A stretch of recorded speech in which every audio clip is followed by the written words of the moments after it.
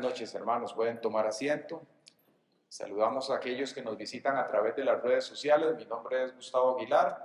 Como siempre me gusta decir, por la misericordia del Señor, el pastor de la iglesia Casa del Pan. Y en esta noche tenemos un estudio, el cual hemos denominado Cristo y los tiempos bíblicos. Este estudio por lo general lo hago en dos partes, es decir, el primero lo partimos en dos y lo que hacemos es dar una introducción en la cual explicamos un poco acerca de los tiempos bíblicos, para después en cada una de las fechas en las que nos reunimos, hoy, mañana, pasado, luego dentro de mes y medio aproximadamente, enfatizar únicamente cada una de las fiestas. Entonces voy a hacer una pequeña introducción a lo que son los tiempos bíblicos. Digo pequeña porque la voy a hacer resumida, si no duraríamos aquí mucho, duraríamos bastante. Si usted quiere ver esta introducción completa, tenemos una versión de esta en el canal de YouTube, la cual puede ver que es solo la introducción con la explicación de lo que son los tiempos y el origen de esto, es decir, de dónde vienen las fiestas, cuáles son los tiempos que nosotros hoy vivimos, de qué manera eso nos impacta. Entonces hoy vamos a hacer un pequeño repaso de lo que son las fiestas para después enfocarnos en la que vamos a ver puntualmente, que es la fiesta de Pascua o Pesach en el hebreo. Entonces, para hablar un poco con respecto a lo que son las fiestas bíblicas, nosotros podemos encontrar en las Escrituras, en el libro de Levítico, capítulo 23, y en otros, pero este es como el fundamento de donde viene todo lo demás, cada una de las fiestas que Dios estableció para que el pueblo de Israel siguiera. Y cuando las analizamos, nos damos cuenta que cada una de ellas tiene un impacto en nosotros. Nos damos cuenta que las fiestas le transmitían al pueblo lo que hemos denominado como una enseñanza recursiva. ¿Qué quiere decir eso? Dios estableció un calendario para Israel y lo hizo en el momento que Él los sacó de Egipto. Dios los saca y los saca a través de esta primer fiesta o esta Pascua. Y después de eso el Señor estableció 6 fiestas más para un total de 7. Entonces el pueblo tenía que observarlas y anualmente, cíclicamente, había quedado establecida una fecha para que ellos las observaran. Ahora, si vamos atrás en el tiempo, estamos hablando de una cultura que al estar en Egipto básicamente eran esclavos, no tenían ningún tipo de educación, no tenían calendarios. Es más, ellos habían escuchado del Dios de Abraham, de Isaac y de Jacob, mas no tenían la ley. Es decir, era un pueblo básicamente de nómadas, una tribu de forajidos, se puede decir. No tenían la Torá, no tenían ningún tipo de instrucción. Entonces, al sacarlos Dios de Egipto, el Señor viene y comienza a establecer en ellos primero un calendario y después les da la ley para que ese pueblo comience o comenzara a ser instruido por una razón muy sencilla, y es que ellos vivieron en Egipto aproximadamente 400 años. Entonces, las generaciones que estuvieron allí habían cambiado, se habían acostumbrado al estilo de vida en Egipto, un estilo de vida de esclavitud, y vivían de esa manera. Cuando Dios los saca, Él sabe que tiene que hacerles un wipeout, dirían, tenía que cambiarles todo el disco duro y comenzar el Señor a instalar en ellos la santidad, el estilo de vida que Él quería que ellos tuvieran. Entonces, las fiestas bíblicas para ellos básicamente representaban, y para nosotros en un sentido, realidades mayores de la obra de Cristo. ¿De qué estamos hablando? Viéndolo de este lado de la cruz, para ellos no existía tal Cristo, representan realidades mayores de la obra de Cristo. Y cada una de estas fiestas transmitía al pueblo una enseñanza recursiva, es decir, de año en año, al ellos celebrarla, pues iban a transmitirle a esta nueva generación toda la enseñanza que esa fiesta tenía para que se cumpliera lo que Dios había dicho. Y eso se lo enseñarás a los hijos de tus hijos de forma continua, garantizando con eso entonces que la esencia y lo que Dios había hecho con esa primera generación que había presenciado ese éxodo se mantuviera en el tiempo. Ahora bien, cada una de estas fiestas apuntaban a una realidad mayor, de la cual Cristo básicamente era la esencia y la sustancia.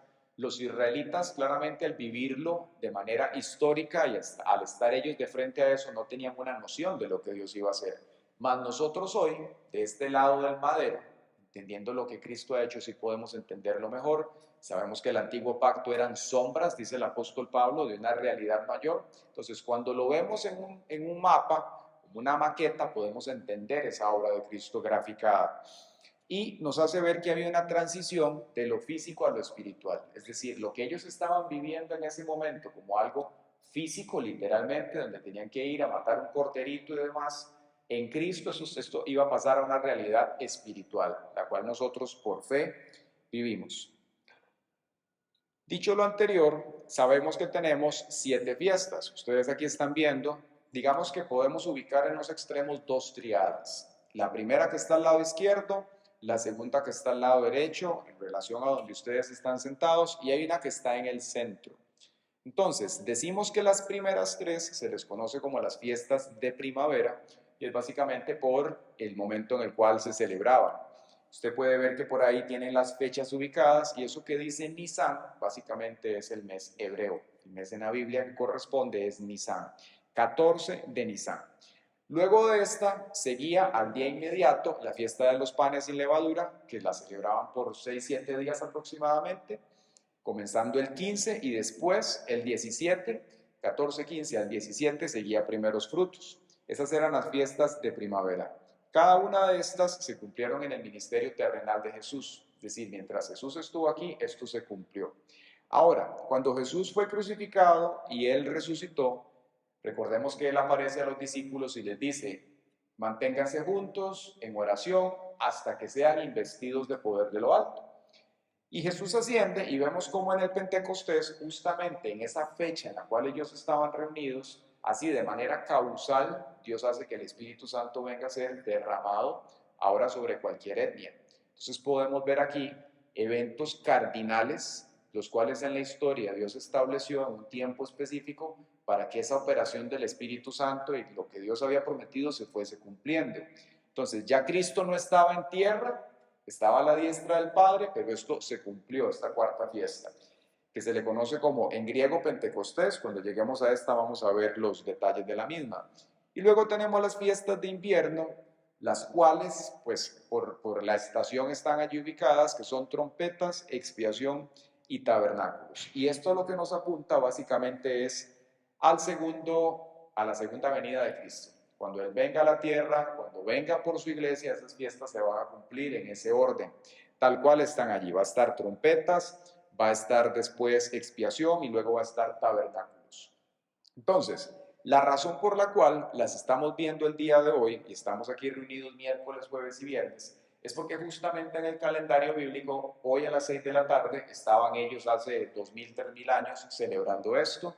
Lo estaban viviendo de esta manera y nos gusta hacerlo así para que exista esta conciencia dentro de la iglesia de lo que son los tiempos bíblicos y cómo nosotros pues tenemos que atender a ellos. Ya vamos a hablar un poco con respecto a de qué manera tienen que atenderse, porque en esto hay, digamos que varias posturas. Hay personas que lo ven de una manera cultural, le atribuyen a ello fines también de salvación, los cuales nosotros entendemos que no es así, mas sí la iglesia tiene que ser entendida en esto. Ahora bien, ¿cuál es la importancia de las santas convocaciones? Bueno, nos permiten apreciar, si lo vemos así como en un gráfico, el plan de redención del Señor. Viéndolo en una línea ascendente, como estamos viendo acá, vemos que Dios de una manera exacta viene y saca al pueblo de Israel. Eso tiene que ver con redención, tiene que ver con salvación, mas no los deja allí. Inmediatamente Él continúa con otra serie de actividades y eso nos deja ver cómo Dios tiene un calendario, tiene una hoja de ruta, la cual Él está siguiendo proféticamente con su pueblo y ahora por extensión a través de Cristo en la iglesia. Y el nosotros poder ver la manera en la cual Dios trabaja, pues nos ayuda a apreciar ese marco de redención, pero también reconocer el alcance de la obra de Cristo. Porque nosotros muchas veces decimos, es que en Jesús tenemos salvación, tenemos perdón. Sí, claro, muy valioso, pero Él hizo mucho más que eso.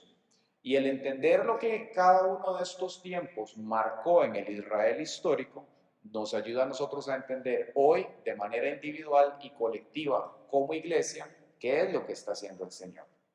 Vemos que hay una redención, pero vemos que en un Pentecostés hay un advenimiento del Espíritu Santo y eso claramente tiene una relación con nosotros. Nos habla de un juicio final y nosotros tenemos que entender entonces esa hoja de Dios, cómo es que el Señor está haciendo las cosas.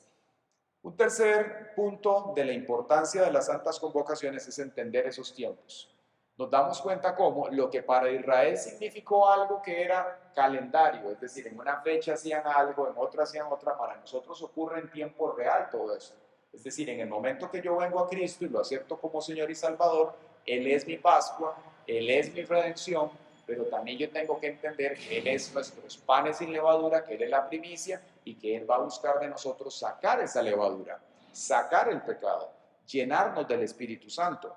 El entender yo lo que estos tiempos marcan entonces establece una expectativa de acción. Es decir, Dios me ha sacado del mundo, ¿para dónde voy ahora? ¿Qué es lo que Dios quiere hacer? Y vamos a ver cómo, en el caso puntual de Pascua hoy, así como Dios tiene un diseño con su pueblo, el cual Él quiere establecer para darle todo lo que Él estableció, también el enemigo tiene un antidiseño. Entonces nosotros podemos correlacionar muy bien en qué momento estamos, qué es lo que Dios está haciendo a partir de entender los tiempos y qué es lo que el Señor hace en nosotros.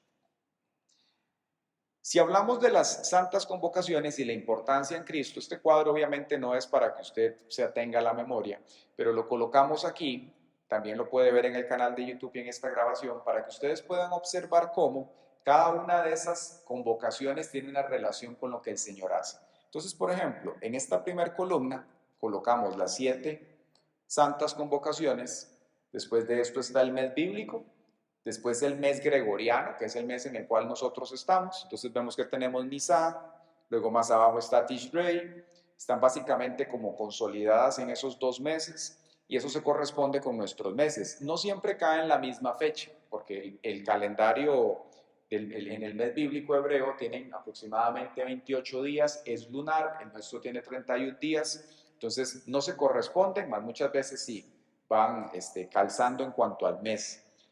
Lo que nos interesa aquí notar es que así como tenemos una santa convocación, hay una relación con la obra de Cristo. Entonces, por ejemplo, Pascua, en la primera fila que ustedes están viendo allá, en cuanto a Jesús, lo que Él viene a darnos a nosotros es rescate, redención. En el caso de panes sin levadura, tiene que ver con santificación de lo que Dios viene a brindar al pueblo. Primeros frutos nos apunta a la obra de resurrección, Pentecostés está relacionada con el poder del Espíritu Santo, trompetas tiene que ver con la reunión, este tiempo en el cual el Señor llama a la iglesia, y así cada una de estas pues tiene un significado. Ahora, si comentamos un poco con respecto a las santas convocaciones de este lado del madero, es decir, en el momento que Cristo muere y resucita, la iglesia primitiva, cómo las vivió, podemos ver aquí, colocamos algunos textos como en el antiguo pacto, perdón, en el nuevo pacto, la iglesia primitiva observó las santas convocaciones, pero lo hizo con ese entendimiento de que ya todo estaba cumplido. Entonces, por ejemplo, en el caso de Pascua, aquí colocamos 4 ejemplos. En el caso de Pascua, vemos en 1 Corintios 5, del 6 al 8, lo siguiente. Dice, no está bien que ustedes se jacten, ¿no saben que un poco de levadura hace fermentar toda la masa? Limpiémonos de la vieja levadura para que sean una nueva masa, sin levadura como en realidad no son. Lo son. Nuestra Pascua, que es Cristo, ya ha sido sacrificada por nosotros.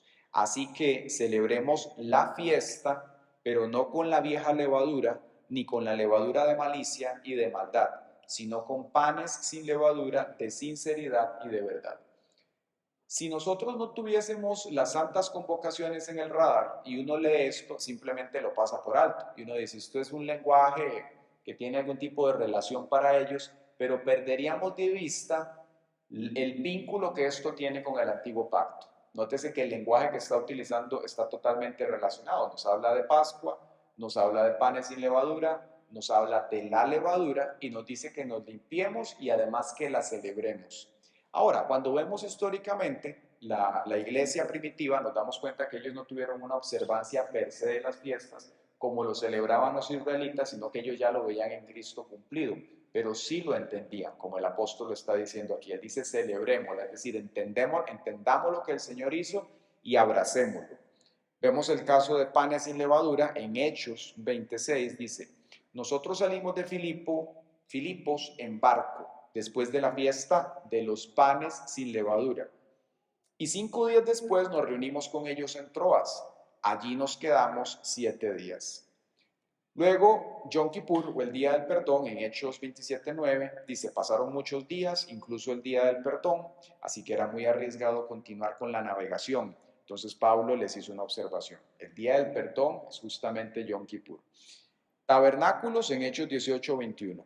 Sino que se despidió de ellos diciendo, es necesario que en todo caso yo guarde en Jerusalén la fiesta que viene, pero otra vez volveré a vosotros, si Dios quiere, y zarpó de Éfeso. Aquí nos está hablando nuevamente el apóstol Pablo y dice, es necesario, dice él, que en todo caso yo guarde en Jerusalén la fiesta que viene. Lo cual nos hace notar, pues es un lenguaje muy claro, que para la iglesia primitiva, para los apóstoles, ellos tenían esto en visto, lo observaban, sabían lo que significaba y nosotros como tal también tenemos que tener un entendimiento entonces del alcance de las fiestas. Ahora bien, habiendo hecho esa pequeña introducción, veamos lo que es la fiesta de Pascua o de Pesach, la Santa Convocación como tal. Tenemos una agenda, la cual vamos a seguir, vamos a hablar un poco de la historia, vamos a ver las instrucciones que se le dio al pueblo para celebrarla, el Israel histórico, cómo Pascua se vivió en el tiempo, en la historia, después de ese primer Pascua, cuando Dios los saca de Egipto, cómo lo observaron ellos a través de los siglos. Luego vamos a ver un poco esto sobre el cumplimiento en Cristo, cómo viene esto a relacionarse con la obra del Mesías y la aplicación personal para nuestros días. Comencemos por lo primero entonces, la historia. Los textos base para ubicar Pesach son los que usted puede ver aquí, básicamente Éxodo 12 es uno de los principales, Levítico 23:4 y también tenemos por acá Números 28:29 y Deuteronomio 16.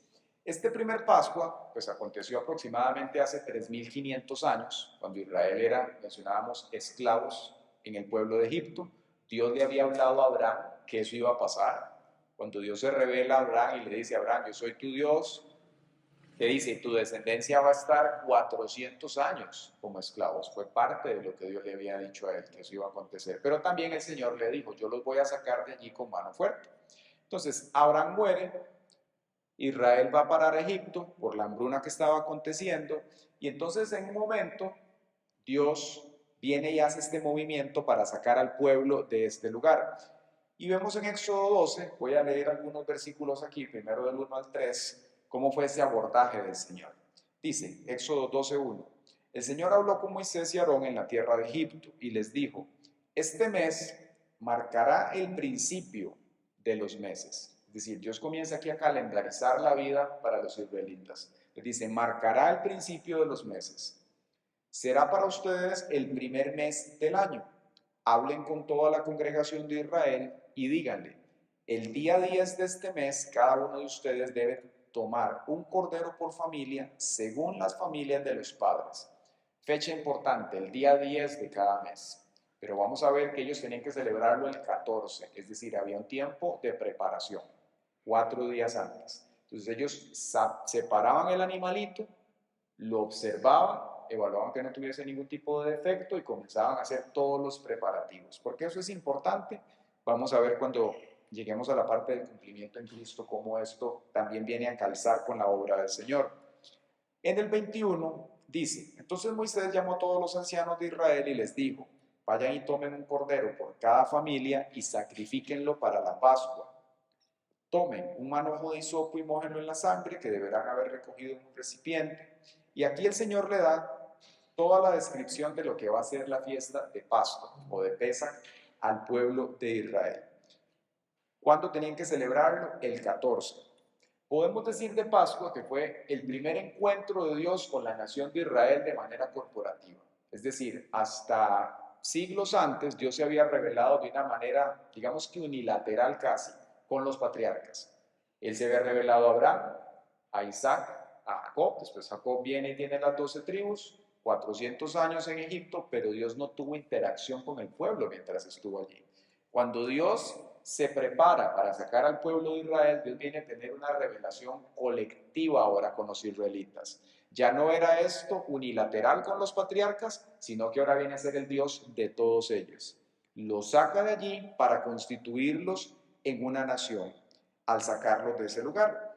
Y vemos cómo, cuando Dios los saca, pues para Egipto no fue algo beneficioso necesariamente. Ellos eran la fuerza laboral en Egipto, parte de la fuerza laboral, eran cualquier cantidad de esclavos que tenían allí, que los habían utilizado para muchas cosas. Entonces, hubo un tipo de negociación entre Moisés, digamos que slash Dios, y Faraón para que los israelitas salieran, que es significativo para nosotros también y que vamos a verlo. ¿Cómo hace Dios para sacar al pueblo de Israel de Egipto? Bueno, Dios lo hace a la fuerza. Es cuando Él envía las 10 plagas. No fue algo diplomático, en realidad fue a la fuerza, a través de la manera en la cual Dios utilizó para sacar al pueblo de ese lugar. ¿Cuáles eran las instrucciones que Dios les había dado?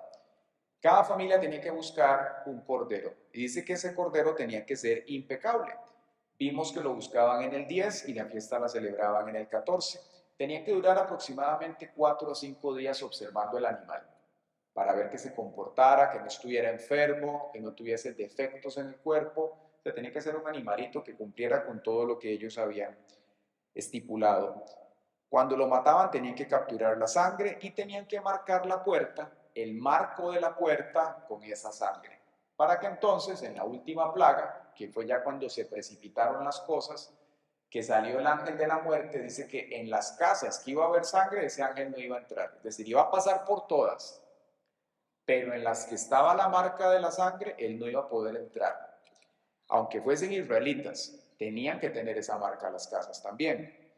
Lo cual para nosotros es interesante porque una vez que ellos estuviesen dentro de la casa, ellos no veían esa sangre. Era algo que ellos por fe sabían que iba a pasar. Entonces, ¿a qué nos apunta esto? Que ellos eran salvos en ese momento por gracia, pero a través de la fe también. ¿Quién iba a pensar que colocando la sangre de un animal en la puerta iba a prevenir que ocurriera esta desgracia? Era algo que ellos lo estaban haciendo en total fe y obediencia a Dios. ¿Lo hicieron todos los israelitas? Pues no lo sabemos, pero sí fue algo que claramente el Señor estaba estableciendo para ellos. Esto fue, digamos que las instrucciones y un poco de la historia para los israelitas, cómo ellos tenían que vivir esto. Después de acá, pues claramente el pueblo sale de Egipto, Dios los establece, los lleva a la tierra prometida y ya entonces el tema no iba a ser Israel y Egipto, sino que iba a volverse un recordatorio de lo que Dios había hecho. Ya no estaban allá como esclavos, ya estaban establecidos, pero el Señor les había dado este mandamiento de que ellos tenían que seguir celebrando esta fiesta, tenían que seguirla observando, para que en sus generaciones se mantuviese esa enseñanza, que la tuvieran ellos presente. Si pensamos entonces, ya una vez que Dios los saca de Egipto, el significado que Pascua tuvo para el Israel histórico, podemos ver muchas cosas, pero una de ellas es que para los israelitas significó un punto en el cual ellos comenzaron a conocer a Dios y a adquirir identidad de pueblo. Porque mientras estuvieron en Egipto, básicamente eran esclavos. No tenían un Dios, no tenían ningún punto de contacto ni de unión, no estaba establecido ni siquiera el sábado como para que ellos se reunieran y compartieran, bueno, ¿quién es Dios? El Dios de mi tatarabuelo, ¿qué fue lo que hizo? ¿Qué fue lo que dijo? Todo eso estaba en un limbo. En el momento que Dios lo saca, Dios constituye estos tiempos, brinda esta enseñanza y el pueblo comienza a conocer, bueno, nosotros somos el pueblo de Israel, no somos el pueblo más grande, pero somos el pueblo de Dios. Y era un punto en el cual comenzaban a conocerlo y comenzaban a adquirir identidad también. Relevante para nosotros, porque tal vez alguno ha tenido la bendición de nacer en el Evangelio, otro no. Independientemente de eso, nosotros todos nacimos en un mundo de pecado. Y ese mundo viene a configurar y a definir en nosotros valores, ídolos, conceptos, ideales de vida, y eso es lo que a nosotros nos rige, nos define cuando no estamos en el Señor. Cuando lo conocemos a Él, nos damos cuenta que Dios comienza a hacer un trabajo exactamente igual a este. Dios nos saca del mundo, no necesariamente lo lleva a vivir a otro país, pero sí comienza a hacer una sustitución y un reemplazo de lo que nosotros vivimos, de todo lo que adquirimos del mundo, todas esas ideas, ese chip, podríamos decirlo, y comienza a revelarse Dios a nosotros y a decirnos quiénes somos en Él. Entonces los viejos hábitos que habíamos aprendido, de la misma manera que los israelitas los aprendieron, conocieron los ídolos de los egipcios, Dios comienza a quitarlos de nosotros también. ¿Quién dice amén? Otra razón para ellos importante de Pascua era que había sido una demostración del poder de Dios. Pensemos por un momento, haber visto esas 10 plagas acontecer, salir de esa nación que era la primer potencia mundial en ese momento, en todo sentido, o sea, fue algo que solamente por la intervención de un Dios poderoso como el nuestro podía haber acontecido. Y en nosotros también tiene, digamos que una relevancia, porque cuando venimos al Señor, no sé si usted en algún momento le ha pasado, probablemente no o sí, pero a veces nos cuesta dejar viejos hábitos, nos cuesta dejar pecados. Y no es sino hasta que viene ese poder de Dios a nosotros a sobreescribir en nuestro razonamiento, a trabajar con su poder, que nosotros podemos comenzar a caminar con Dios. Es algo que no es simplemente intelectual, requerimos el poder de Dios para poder caminar con Él. Por más fuerza de voluntad que tengamos, usted puede saber qué es lo correcto. Si el Espíritu Santo no trabaja, no lo podemos hacer. Y de allí esa dependencia que necesitamos para poder caminar con Dios, conocer ese poder de Él. No es algo que simplemente trabaja a nivel cognitivo. Ah, si este es Dios, yo lo leí. No, necesito el poder de Él para poder caminar, para poder amarlo y poder andar. Otra parte en la cual podemos ver esa demostración de este poder de Dios es que el pueblo que salió de Egipto era aproximadamente 1.000.000 de personas. Se dice que 600.000 hombres, pero las mujeres y los niños y los animales, y la ruta que tomaron era el desierto. ¿Cómo se va a sostener esta cantidad de gente en un lugar tan inhóspito? Imaginémonos por un momento solamente la logística, la alimentación que necesitaban, el poder acomodarse donde iban a ir, y vemos cómo, producto de esta dificultad o dificultades, podríamos decir, hubo muchos roces entre los israelitas. Ocurrió la rebelión de Coré, cuando iban a mitad del camino comenzaron a dudar, no, mejor nos devolvemos a Egipto, porque se dieron cuenta que se habían metido humanamente en una camisa de 11 varas, diríamos. Salir con la familia, pensemos las familias típicas de aquel momento tenían muchos hijos, salir con una familia, un conjunto de gente a un desierto en el cual no hay nada, era algo que se requería mucha fe. ¿Cómo iban a alimentarlos? Ellos mismos dicen, nos trajiste aquí, Moisés, a este desierto para que mueran nuestros hijos. O sea, era una situación desesperante, si no es que ellos se apoyaban en el poder de Dios. Y nosotros como hijos de Dios también nos ocurre, de diferentes maneras. Pero cuando venimos a Él y comenzamos a caminar, muchas veces vamos a experimentar situaciones que humanamente nos superan. A como puede ser algo humano, interno, puede ser algo externo. Una situación que se escapa de nuestras manos totalmente. Puede ser algo interno, algo que a usted lo marca, algo que le afecta, y como nosotros lo sentimos, lo que usted siente es su realidad. Y usted dice, esa es mi verdad, eso es lo que yo siento, eso es lo que a mí me define. ¿Cómo puedo yo negar lo que estoy sintiendo? Esa es mi verdad en ese momento. Pero un poco más arriba de eso está la verdad de Dios, la palabra de Él, que es poderosa, que tiene poder, que puede transformar. El asunto es que no lo sentimos porque no tenemos ni un referente de experiencia y tal vez nunca lo hemos experimentado. Entonces nuestro pasado es lo que nos rige. ¿Qué necesitamos ahí? Hacer ese entronque con el poder de Dios a través de la fe, para que entonces en nuestras limitaciones, en nuestras debilidades, como dijo Pablo, diga el débil fuerte soy, ese poder de Dios comience a revelarse a nosotros y asistirnos, y poder entonces salir de cualquiera sea el desierto que estemos atravesando, poder ver al Dios que hace salir agua de la roca, al Dios que provee, al Dios que trae codornices, al Dios que bendice. La voluntad de Dios es que cada uno de nosotros tengamos esos momentos en nuestra vida. Es más, los vamos a tener. Va a haber espacios en los cuales usted no va a poder vivir de la fe de sus padres, ni de la fe de los líderes, ni de la fe del pastor. Dios lo va a llevar a usted a un punto de desierto, donde es usted de cara a su hacedor, donde tienes que depender de Él. Él va a ser el que va a proveer en el desierto, Él va a romper esas ataduras del pecado, vas a conocer al Dios de Abraham, de Isaac y de Jacob. ¿Quién dice amén? De ahí la importancia, parte de poder conocer los tiempos. Ahora bien, hablemos un poco de Pascua en tiempos del templo, es decir, ya más cercano a los días de Jesús. ¿Cómo vivían ellos esto? Bueno, la gente no estaba necesariamente alrededor del templo, vivían por todo el territorio israelita. Entonces habían tres fiestas que se les conoce como las fiestas de peregrinaje, en las cuales los hombres y las familias, pero para los hombres era un mandamiento ir.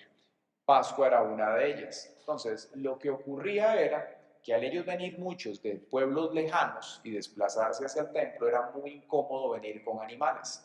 Entonces, comenzó a crearse una suerte de mercado alrededor de esto, donde las familias levitas criaban corderos que cumplieran con todas las condiciones, y las familias se desplazaban. Cuando llegaban allí, se ubicaban, se alojaban en diferentes sitios, posadas, e iban a comprar los corderos. El punto era que tuviesen un cordero. Ese desplazamiento, pues había líderes que lo dirigían, el camino era peligroso, había criminales porque sabían que venían con dinero para comprar los animales. Entonces las familias se desplazaban, hacían caravanas para poder ir hasta donde estaba el templo y poder oficiar allí todo lo que se tenía que hacer. Hay una serie de salmos que se cantan en esta fiesta en particular, que son los del 113 al 118. Uno de ellos, que probablemente sé que muchos lo conocen, es el Salmo 118, 24, que dice: este es el día que hizo el Señor, este es el día que hizo el Señor, nos gozaremos y alegraremos en él. Entonces, durante esos recorridos ellos iban cantando estos salmos, que tienen obviamente una relación con la ley y con lo que el Señor hace. Con el paso del tiempo, entonces, como ya veíamos, los levitas se encargaron de proveer estos animalitos. Dice Josefo, un historiador contemporáneo a estas personas, que en los días de Jerusalén del primer siglo llegaba aproximadamente una cantidad de 250.000 personas, es decir, era toda una migración básicamente de personas que llegaban al templo para poder oficiar esa Pascua. Ahora pensemos por un momento cómo pudo haber sido el Pentecostés también. Cuando Vía dice que era una reunión multicultural, había cualquier cantidad de gente, pardos, medos, elamitas, era toda una asamblea, muchísimas personas que llegaban a celebrar esto. Veamos ahora, hablemos un poco del cumplimiento de esto en Cristo. Los israelitas pasaron hasta el momento en el cual Jesús vino a cumplir esto, aproximadamente 1500 años observando Pesach de una manera natural. Después de esto, cuando viene el tiempo de Jesús, el Señor envía un tiempo antes un profeta para hablar. Es decir, días antes de que Jesús empezara su ministerio, Dios levanta a Juan el Bautista, y vemos que cuando lo observa dice lo siguiente, Juan 1:36, al pasar Jesús lo miró y declaró: miren, he aquí el Cordero de Dios, que quita el pecado del mundo. Nuevamente, prestemos atención al lenguaje. Él dijo: he aquí el Cordero de Dios. No dijo: he aquí la redención de Dios. No dijo: he aquí el pavo real. Dijo: he aquí el Cordero. Claramente esto es un intertexto que nos lleva a lo que ellos ya conocían de Pascua. Pero tiempo antes de que Juan hiciera esto, siglos antes, Dios venía hablando a través de los profetas de que esto iba a pasar. Es decir, Él les habla en Éxodo, establece Pesach, siglos después, 4 siglos antes de Jesús, viene y a través de Isaías 53 dice lo siguiente, del 6 al 8. Todos nosotros nos descarriamos como ovejas, cada cual se apartó por su camino, mas Jehová cargó en él el pecado de todos nosotros. Nótese la carga de lo que está hablando aquí. Cargó en alguien y está personificándolo. Ya no está hablando de un cordero, está hablando de una persona. Dice: cargó en él el pecado de todos nosotros. Angustiado él y afligido, no abrió su boca. Como cordero fue llevado al matadero. De nuevo, prestemos atención a las palabras totalmente intencionales, pero esto fue 4 siglos antes de que Jesús pisara la tierra. Como cordero fue llevado al matadero, y como oveja delante de sus trasquiladores, enmudeció y no abrió su boca. Por cárcel y por juicio fue quitado, y su generación, ¿quién la contará? Claramente no nos está hablando aquí de un corderito de 4 patas, nos está hablando de que el pecado colectivo de la humanidad iba a ser colocado sobre alguien. Y es muy valioso porque para los israelitas esto era algo anual, es decir, el pecado que ellos cargaban durante un año iba sobre uno de los corderos. Aquí está diciendo que el pecado de todos nosotros fue cargado sobre alguien. Nos está apuntando a la obra perfecta de Jesús, única, de sustitución del pecado de todos nosotros. Y habla de su generación. ¿Quiénes somos? Somos nosotros. Dice su generación, los hermanos del primogénito de la creación. ¿Quién la contará? Podemos ver aquí una relación de aquella promesa que Dios le había dado a Abraham cuando le dijo, y en tu simiente serán benditas todas las naciones de la tierra. Aquí nos está hablando de la generación de él que va a ser muy numerosa. Podemos ver acá cómo ya Isaías venía diciendo, va a venir alguien sobre el cual se van a colocar todos los pecados y esta persona va a dejar una descendencia y este hombre se va a comportar como una oveja, él es el Cordero de Dios. Podemos ver ahora claramente las palabras de Juan, el peso que tuvieron cuando él viene a decir, he aquí el Cordero de Dios. Es decir, ese era el momento cúspide para estas personas de lo que iba a acontecer. Algo interesante, que hay personas que se preguntan con respecto a esto, y es porque estamos justamente en la Semana Santa, es, bueno, ¿cuándo ocurrieron la crucifixión y la resurrección de Jesús? Si para Jesús cada uno de estos eventos eran simbólicos, eran proféticos, y como estamos viendo y vamos a ver dentro de unos minutos, obviamente había una sincronización de las cosas, de lo que pasaba, cuando fue la crucifixión de Jesús. Jesús tuvo que haber muerto un 14 de Nisan y tuvo que haber sido aproximadamente un miércoles en la mañana, para que entonces, en el momento que él moría, que estaba en Pascua, al otro día iba a ser enterrado en panes sin levadura, es decir, un 15 de Nisan, él es las primicias del pan, y luego él tenía que resucitar entre un 17 y un 18 de Nisan, justamente para primeros frutos, cayendo esto en un sábado.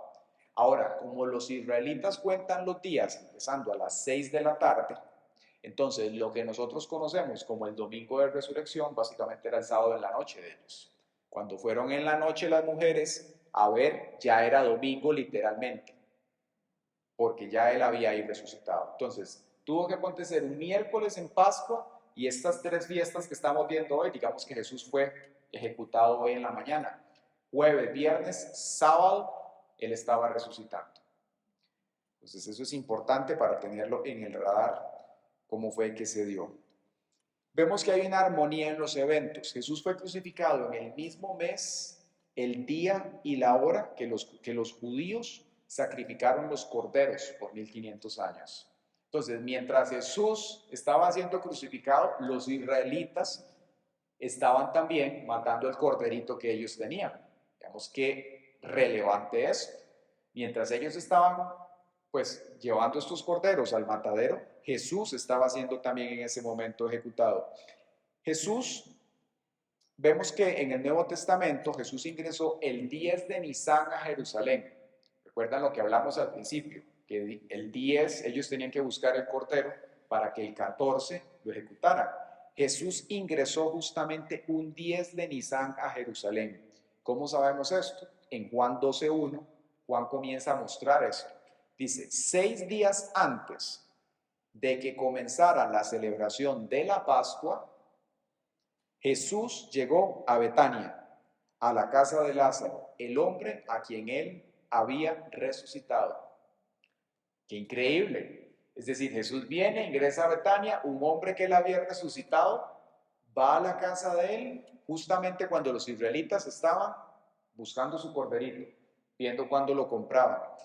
Y el día siguiente, la multitud que venía a la fiesta escuchó que Jesús se aproximaba también. En ese mismo capítulo, en el versículo 12, Juan 12:12, dice, al día siguiente, la noticia de que Jesús iba camino a Jerusalén corrió por toda la ciudad. Una gran multitud de visitantes que habían venido para la Pascua tomaron ramas de palmera y salieron al camino para recibirlo y gritaban, alabado sea Dios, bendiciones al que viene en el nombre del Señor, viva el Rey de Israel. Ahora, Jesús viene y ante uno de esos mensajes, una predicación de las que él había traído, él comienza a ser cuestionado. Y ante ese cuestionamiento las cosas se precipitan para que él sea llevado ante Pilato. Y tenía que darse en ese momento un veredicto de parte de las autoridades digamos que religiosas, con respecto a los corderos. Por ejemplo, si aquí tenemos todas estas familias, cada uno venía con un cordero, entonces estaban las autoridades religiosas y decían, este es el cordero de la familia Fernández Soto, este es el cordero de la familia Roth, este es el cordero de la familia Rivera.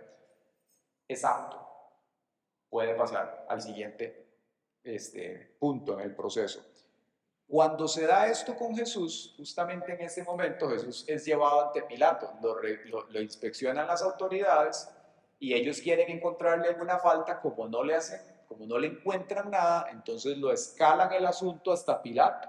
Y cuando llegan de Pilato, Pilato dice lo siguiente, Juan 19:4, Pilato volvió a salir y le dijo al pueblo, ahora lo voy a traer, pero que quede bien claro que yo no le encuentro culpable de nada. Qué impresionante. O sea, de la misma manera que las autoridades religiosas tenían que emitir un veredicto sobre el corderito, en ese momento se estaba emitiendo un veredicto sobre Jesús, diciendo, yo no le veo culpable de nada a este hombre, es decir, era literalmente inocente. Y nos lleva a lo que decía Isaías, como cordero enmudeció delante de sus angustiadores. En Juan 19:33 dice, cuando llegaron a Jesús, vieron que ya estaba muerto, así que no le quebraron las piernas, que era un asunto importante. El cordero no podía quebrarse, tenía que asarse y no se podía dañar ninguno de sus huesos. Y en Marcos 15:25 dice, era la hora tercera cuando le crucificaron. Entonces vemos cómo en la obra del Mesías hubo una relación uno a uno con respecto a lo que estaba pasando en ese momento en el pueblo de Israel y lo que Dios había establecido 1500 años antes, que era para ellos. ¿Qué relación tiene esto para con nosotros? Bueno, hemos hablado de la redención, de que el Señor viene a brindarnos a nosotros perdón de pecados y que Él nos saca de una condición del mundo. Veamos por un momento cómo fue esto para la nación de Israel y tracemos una relación hacia nosotros hoy. Cuando el Señor va y a través de Moisés comienza a interactuar con Faraón y a decirle lo que Dios va a hacer y le dice, deja ir a mi pueblo, Faraón no lo deja ir así de buenas a primeras, él establece pues una serie de resistencias y entre cada una de ellas Dios comienza a desplegar las plagas. Pero el faraón viene y le establece a Moisés y al pueblo de Israel 3 concesiones para ver si de alguna manera él podía mantenerlos a ellos dentro de su poder. Y es muy revelador que nosotros veamos la manera en la cual faraón trabaja. ¿Por qué? Porque es una antítesis de Cristo, digamos que es un anticristo, representa el mover del enemigo, es el símbolo por excelencia del pecado y de las tinieblas, y vemos lo que él establece aquí. Esas 3 concesiones apuntaban a 3 aspectos del pueblo importantes.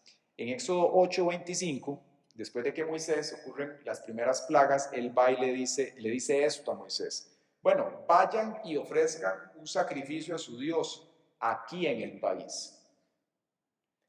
¿Qué era lo que estaba dispuesto a hacer en ese momento el faraón? Bueno, celebren ustedes lo que quieran para su Dios, pero quédense en el perímetro de Egipto. Y eso para nosotros tiene una relación muy importante, porque cuando Dios nos saca a nosotros del mundo, nos saca del mundo. Y esa es la voluntad de Él. Y el problema muchas veces que vemos en la iglesia es que quieren, pues como decimos, mantener un piecillo aquí y otro pie acá. Entonces es lo cerca de Dios que pueda para tener sus beneficios y su gracia, pero lo cerca del mundo que pueda para bailar el baile del perrito y todo eso, ¿verdad? La bichota y cada una de esas cosas que la gente perseguíamos mucho tiempo, y ahora en Cristo no, ¿verdad? Se da esto. El enemigo le dice, Faraón, vayan y ofrezcan sacrificio a su Dios aquí en el país. Es decir, con Dios, pero sin salir del mundo. Con Dios, pero manteniendo el pecado aquí cerca. Moisés le dice que no, que tienen que salir, y luego comienza otra vez una serie de plagas para poder doblegar a Faraón. Y luego viene y establece la segunda concesión. Y les dice en Éxodo 10:11 lo siguiente, vayan ahora ustedes los varones y sirvan al Señor, ya que eso es lo que pidieron. ¿Qué podemos ver acá? Como Faraón en ese momento estaba dispuesto a prescindir de los hombres, que se fueran ellos, pero que se quedaran las mujeres y los niños en Egipto. Y es una operación que muchas veces vemos de las tinieblas, en las cuales quiere dividir las familias. Es decir, que vengan unos al Señor, pero que otros no. Y viene a traer pues esta división. Y Moisés viene a responder a cada una de estas y le dice, no, tenemos que ir, y es todos los que tenemos que irle a servir al Señor. Y la tercera concesión que el enemigo le establece en Éxodo 10:22 es la siguiente: vayan a servir al Señor y lleven con ustedes a sus niños, con tal de que dejen aquí a sus ovejas y a sus vacas. ¿De qué estamos hablando acá? Es de esa operación del enemigo en la cual dice, bueno, está bien que vaya la familia entera, pero comienza a ver de qué manera les afecta en su economía, en sus proyectos de vida y cómo retiene el desarrollo integral de las personas. Y Moisés viene a responder a esta tercera concesión y le pone los puntos claros. Le dice, también nuestros ganados irán con nosotros. No se quedará ni una sola pezuña, pues tenemos que tomar de nuestros animales para servir al Señor nuestro Dios. Y no sabremos cómo debemos servirle hasta que lleguemos allá. ¿Qué nos deja ver eso? Que dentro de la voluntad de Dios está el que usted y yo seamos libres del pecado, que salgamos del mundo, que el Señor nos limpie del pecado, que nuestras familias vengan, y también Dios quiere bendecirte. Y esto es un sí y es un amén. Y tenemos que tenerlo claro, porque cuando no hay claridad en lo que la palabra de Dios enseña y cuál es el alcance de la misma, es donde se abre el espacio para que entre el legalismo. Y las personas comienzan a racionalizar lo que debería ser la vida cristiana. Y entonces dicen, no, no importa que usted viva aquí como mal en el Señor, porque Él está con usted, lo ama. Pero vemos cómo el alcance de la obra del Señor es para que nosotros de una manera integral seamos bendecidos. Y así como está ese alcance completo, nosotros también tenemos que entender entonces qué es lo que nos ha sido entregado, para poder en fe orar por eso, creerlo y caminar en pos de. Si esto que está acá no estuviera escrito o nosotros lo ignoráramos, sería como tener una herencia en potencia y no poder reclamarla. Es exactamente igual. Mas la palabra de Dios viene y nos muestra lo que Él ha entregado para que, como dice ella misma, lo revelado nos pertenece a nosotros y a nuestros hijos. Cada verdad de la palabra que Dios viene y nos revela a nosotros potencialmente es como que se nos entreguen una llave para que usted pueda a través de la fe creer en eso y obtenerlo. Pero tenemos que conocer el alcance de lo que Dios nos da. Entonces vemos aquí que en el camino de redención y para ir a lo que Dios nos ha dado, el Señor ha hecho una obra, el Señor ha establecido cosas para nosotros, pero hay una parte que a nosotros nos corresponde, que tenemos que caminar, que tenemos que ir y hacer. Para los israelitas era matar ese cordero, era caminar, era prepararlo. Para nosotros en Cristo es creer en lo que Él ha hecho, en sus promesas y caminar. ¿Ven? Eso con respecto a las concesiones y lo que Dios viene a hacer. Pero hay una promesa de redención que Él les había dicho en Éxodo 6:6, del 6 al 7, del 6 al 8, perdón. Entonces, vimos las concesiones del enemigo, vamos a ver ahora la promesa de redención para conectar esto con la obra de Cristo. En Éxodo 6, el Señor viene y les dice lo siguiente: por lo tanto, diles a los hijos de Israel, yo soy el Señor, yo los voy a librar. Y nótese, para los israelitas esto en la historia, ellos lo celebran con algo que se conoce como el Seder. Y en esta parte ellos tienen una celebración que se le conoce como la celebración de las 4 copas, donde viene a hablar del alcance de la redención del Señor para el pueblo. Se deriva de esto, dice, yo soy el Señor, yo los voy a librar de los trabajos pesados, que hay 4 cosas que Dios les promete. Yo los voy a librar de los trabajos pesados en Egipto, voy a librarlos de su esclavitud, con brazo extendido y con grandes juicios les daré libertad, los tomaré como mi pueblo y seré su Dios, y ustedes sabrán que yo soy el Señor su Dios, que los libró de los trabajos pesados en Egipto. Voy a llevarlos a la tierra por la cual levanté mi mano y juré que se la daría a Abraham, Isaac y Jacob. Yo les daré esa tierra en propiedad. Entonces tenemos aquí 4 cosas que Dios promete, esta promesa de redención. La primera es, veámoslo de cara a Israel, a la iglesia, ¿Cómo esto se relaciona? Les dice, yo soy el Señor. Está bien. Lo primero, les dice, yo los voy a librar de los trabajos pesados en Egipto. Es decir, Él los va a sacar de la opresión. Y al pensar en opresión, pensémoslo hacia nosotros también. ¿Qué cosas hay en nuestra vida que pueden ser opresión? Puede ser desde cosas personales, a asuntos familiares, de salud, económicos, etcétera. Les dice, yo los voy a librar de la opresión. ¿Cuál era la opresión que tenía Israel ahí? Bueno, básicamente los tenían dominados los egipcios. Segundo, les dice, voy a liberarlos de su esclavitud. ¿Qué representa eso para nosotros? Bueno, tiene que ver con la libertad del pecado. Tercero, con brazo extendido y con grandes juicios les daré libertad. Esto nos habla del poder de Dios. Ellos iban a conocer a ese Dios de poder obrar a través de ellos. Para nosotros como iglesia es conocer el Evangelio, que es poder de Dios, dice la palabra, lo que el Señor ha hecho. Y la número 4, los tomaré como mi pueblo y seré su Dios, y ustedes sabrán que yo soy el Señor. Aquí es ese momento en el cual, como mencionábamos hace unos minutos, Dios constituye allí a la nación de Israel y comienzan ellos a tener una identidad en Dios. Para nosotros es verdaderamente lo mismo, es venir a ser ese pueblo de reyes y sacerdotes, es conocer de dónde venimos y hacia dónde vamos, es saber quién fue el Dios que nos llamó, es entender que más que un apellido paterno y materno, Dios utilizó a nuestros padres como un canal para que estuviéramos aquí. Le debemos a Él la vida y tenemos que aprender porque Dios nos ha puesto en esta tierra. Eso lo comenzamos a aprender, a absorber de Dios exactamente, esa identidad de hijos caminando en Él. Él les dice, yo seré su Dios. Esto es la promesa de redención o las 4 copas. Ahora, a nivel personal, ¿qué podemos ver nosotros acá? De cara a lo que Cristo ha hecho. Bueno, número 1 que pesa Pascua, pues viene a conmemorar esa liberación del pueblo judío, cómo el Señor lo sacó, y nos apunta esto a la importancia de redención, es decir, la libertad que Dios ha dado para nosotros, conocerla. Y aquí hacer un paréntesis, porque nosotros a veces hablamos de Cristo, hablamos del perdón, pero se queda en un asunto muy teórico. Bueno, ¿qué exactamente es esa libertad de Jesús? Bueno, esa libertad de Jesús implica salir del mundo, implica salir del pecado y eso cada uno de nosotros tenemos que experimentarlo. Tenemos que saber que el Señor es nuestro Salvador, que es nuestro Salvador. Así como Pesach significa pasar por alto, que era lo que Él estaba pasando por alto. Bueno, el pecado a través de la sangre, así Cristo es nuestro Pesach. A través de la sangre de Cristo, Él pasa por alto nuestras faltas, no nos pagó conforme a nuestras iniquidades. Él nos redime y tenemos entonces nosotros que conocer esa redención, esa libertad del pecado y cómo Dios viene a trabajar en nuestra vida. De una manera práctica, pero también de una forma reflexiva. ¿A qué me refiero?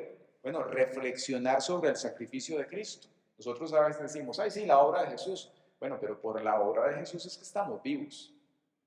Por lo que el Señor hizo en una fecha como esta es que nosotros podemos estar aquí, que hemos visto su gracia y su misericordia, que hemos en tantas ocasiones observado esa salvación de Dios. Cuando Él ha intervenido para rescatarnos de alguna situación en la cual hemos estado, cuando Él ha enviado sus plagas para sacarnos de situaciones, cuando el Señor ha abierto ese mar rojo para bendecirnos, es ese mismo Dios de Abraham, Isaac y de Jacob, más con nosotros, haciendo lo que solamente Él puede hacer para que tú y yo vivamos para Él. ¿Quién dice amén? Y por último, es un recordatorio de las grandes cosas que Dios ha hecho en nuestra vida. Es un momento en el cual nosotros tenemos que celebrar esa obra del Mesías. El apóstol Pablo en Colosenses 2 nos dice lo siguiente: antes ustedes estaban muertos en sus pecados, muertos en pecados, en nuestro Egipto, ¿cierto? Aún no se habían despojado de su naturaleza pecaminosa, pero ahora Dios les ha dado vida juntamente con Él y les ha perdonado todos sus pecados, ha anulado el acta de los decretos que había contra nosotros y que nos era adversa. la quitó de en medio y la clavó en la cruz. Desarmó además a los poderes y las potestades y los exhibió públicamente al triunfar sobre ellos en la cruz. Amén. Al ver esto, al conocer nosotros la obra del Señor, algo que podemos comenzar a notar y que usted se va a dar cuenta con el paso de los años, es cómo Dios respeta sus tiempos. Y si Dios respeta los tiempos a nivel nacional con Israel y con la iglesia, también Dios lo hace de forma individual. Es decir, usted se va a percatar cómo va a haber momentos en su vida cíclicos en los cuales ciertas verdades de la palabra, ciertas operaciones del Espíritu Santo, usted va a comenzar a verlas en su vida, operar. Por ejemplo, en un tiempo de Pascua, en un tiempo de panes sin levadura, es muy normal que Dios comience a revelar por medio de sueños cosas a su pueblo que tiene que cambiar. Situaciones de pecado que Dios no quiere que estén. ¿De qué nos habla panes sin levadura? Justamente, como vamos a ver mañana, de sacar la levadura que leuda la masa, que es el pecado.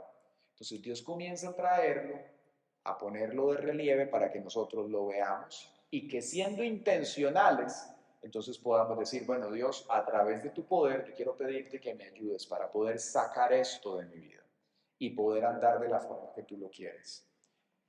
A nivel personal, Dios respeta los tiempos. Y también vamos a ver cómo a nivel nacional muchas veces Dios hace cosas. Por ejemplo, la guerra de los 6 días ocurrió justamente en un tiempo de fiestas bíblicas, cuando Dios viene a sacar a Israel de ese momento, en esa batalla en la cual tuvieron. Cuando el Señor constituyó a Israel como nación, nuevamente fue en los tiempos bíblicos. Y vemos cómo muchas veces, inclusive a nivel mundial, hay cosas que se dan justamente en los tiempos bíblicos que tienen un impacto en todo el planeta. ¿Qué nos deja esto notar? Que el mundo y la creación es de Dios y que si nosotros le prestamos atención a las señales de los tiempos, como dijo Jesús, entonces no nos va a tomar por sorpresa ciertas cosas. Jesús les dijo a los fariseos en aquel momento, hipócritas, ¿acaso no ven ustedes las señales de los tiempos? ¿No ven lo que está pasando? De la misma manera nosotros. Cuando existe una comprensión de esto, de este calendario, usted se va a dar cuenta cómo hay movimientos mundiales que justamente van a empezar a darse en ciertas fechas, cosas que van a pasar. Y eso a nosotros como iglesia nos prepara para poder orar, para poder entender lo que se está dando en el mundo, para que no nos tome por sorpresa las cosas que se están dando, que yo sé que muchos hoy vemos las noticias y podemos ver cómo la palabra de Dios se está cumpliendo. ¿Por qué? Justamente porque está esta prueba de carbón que nos ayuda a ver los acontecimientos y entenderlos con una mirada profética espiritual de las cosas. Amén.